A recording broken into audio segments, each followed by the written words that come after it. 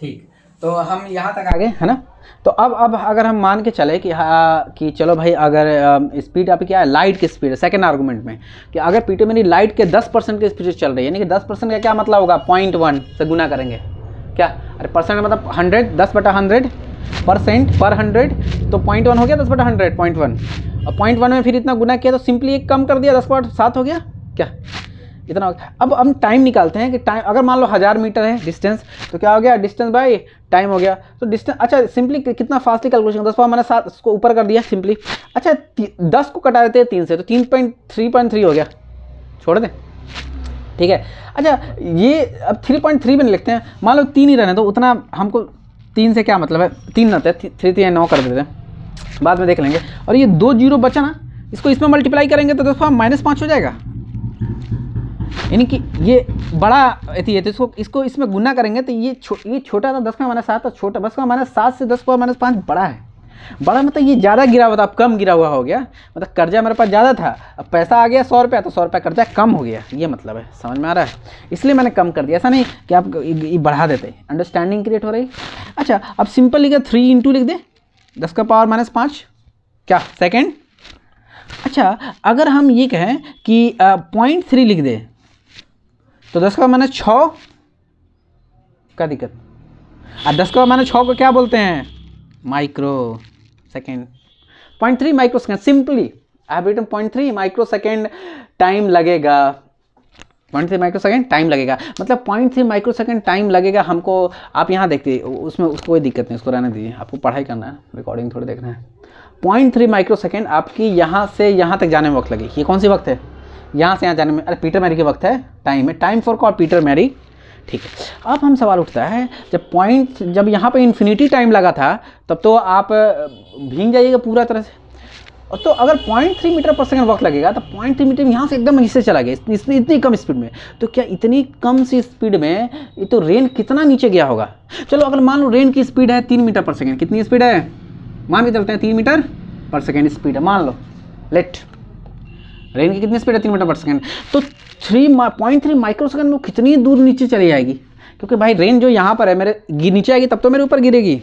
समझ में आ रहा है ये बात। तो 0.3 मीटर पर सेकेंड है, तो रेन की 3 मीटर पर सेकेंड है, तो कितनी दूर चलेगी, यानी कि इसकी डिस्प्लेसमेंट क्या होगी, वेलोसिटी इनटू टाइम, ये बताइए। हाँ तो वेलोसिटी कितनी है 0.3 मीटर पर सेकेंड पीटर मेरे की, है ना, कितनी है 0.3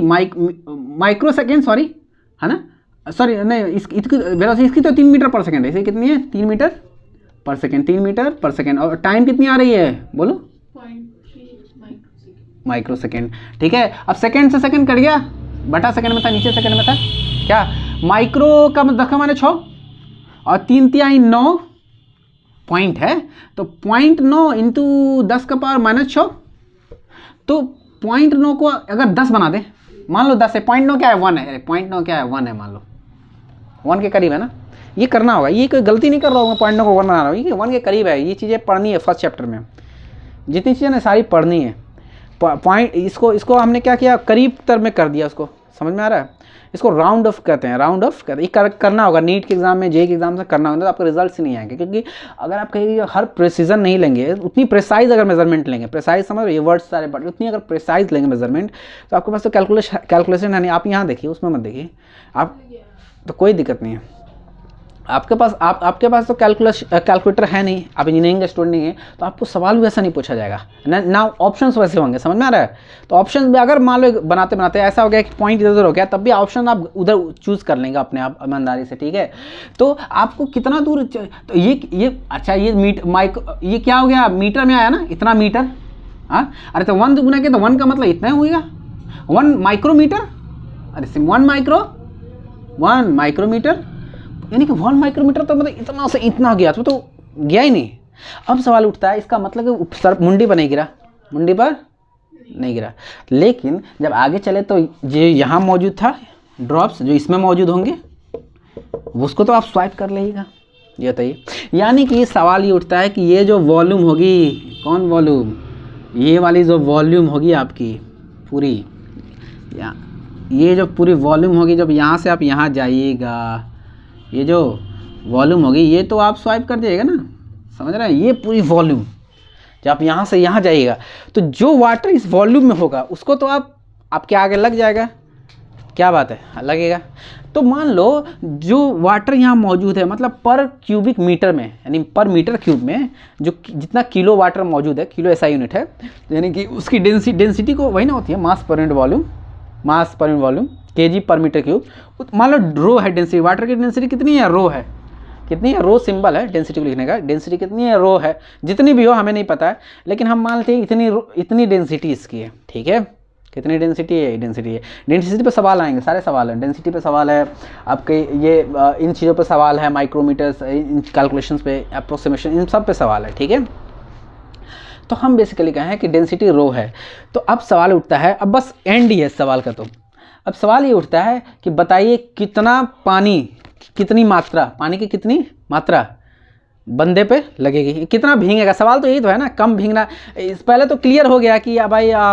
पीटर गलत है, मेरी सही है, लेकिन अब फर्दर हम इसमें इन्वेस्टिगेट करें कि भाई कि कैसे कितना पानी लगा, ठीक है। तो बेसिकली बहुत ही क्लासिक प्रॉब्लम। तो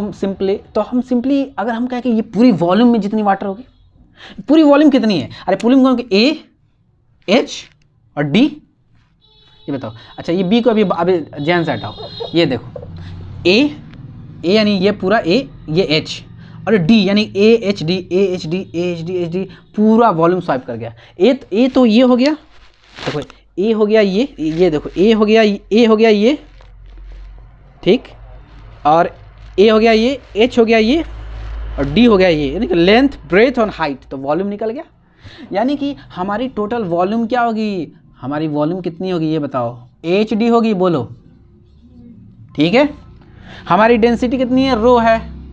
तो हमारी मास कितनी होगी, अरे मास पर वॉल्यूम डेंसिटी, मास पर volume density, density into volume mass, density into volume, ये वॉल्यूम में डेंसिटी को गुना कर देंगे, इस वॉल्यूम में क्या करेंगे, डेंसिटी गुना कर देंगे, तो क्या निकल आएगा, हमारा मास निकल आएगा, mass of water, rain water, actually rain निकल गया। बोलो कितना सादा सवाल है, कितना बेहतरीन सवाल है, ठीक है। हमें पता चल जाएगा कितना पानी बंदे पर लगा, ये बताओ। अब लेकिन एक और प्रॉब्लम यहाँ पर आती है कि चलो अब जनरलाइज करते हैं प्रॉब्लम को। अभी तक तो हम जनरलाइज नहीं कर रहे थे, अभी तो हमने एक्सट्रीम पॉसिबिलिटी और स्मॉलेस्ट पॉसिबिलिटीज को देखा। अब जनरलाइज करते हैं प्रॉब्लम को। जनरलाइज है कि चलो किसी भी स्पीड से जा रही है किसी भी स्पीड से, तो सवाल ये उठता है कि हम जब चलेंगे ऐसे, अच्छा हम जब जा रहे हैं तो रेन तो ऐसे हो गया, ये तो पता हो गया, रेन ऐसे जा रहा है, वर्टिकल से ऐसे हो गया, क्यों, हमारी जो भी स्पीड रहेगी उसके मुताबिक रेन ऐसे हो जाएगा। अगर फुल स्पीड होगा एकदम लाइट की स्पीड से, तो पूरी रेन ऐसे हो जाएगी आगे की तरफ ऐसे, और अगर जीरो स्पीड है तो रेन ऐसे हो जाएगी। सिंपल, ये तो समझ में आ रहा है रिलेटिविटी से, ये बात तो ठीक है। अगर मैं यूँ कहूँ कि अगर जनरलाइज करता हूँ सिचुएशन को अब मैं, कि हम दौड़ रहे हैं, पीटर और मेरी जिस भी स्पीड से, लेकिन जा रही है घर तो जाना है ना भाई, तो गई घर। अब जब घर जाएगी तो मान लो, अब आते हैं सिंपल में, मान लो ये पीटर मेरी का एक सर का एक हिस्सा था, सर तो ये पूरा है, ये पूरा सर है, सर तो ये पूरा है, तो एक हिस्सा सर का एक लेंथ बस लेता हूँ सर का, पूरा एरिया नहीं लेता हूँ, एरिया पर बात करना है, लेकिन पूरा एक लेंथ लेता हूँ सर का एक लेंथ लेता हूँ। पानी कैसे गिर रही है, पानी ऐसे गिर रही है, क्योंकि ये इसकी स्पीड है, तो पानी ऐसे गिर रही है, ऐसे, यही ना रेन जो गिर रही है, पानी ऐसे, तो पानी ऐसे गिर रही है, कैसे गिर रही है, ऐसे गिर रही है, कैसे गिर रही है, ऐसे गिर रही है पानी,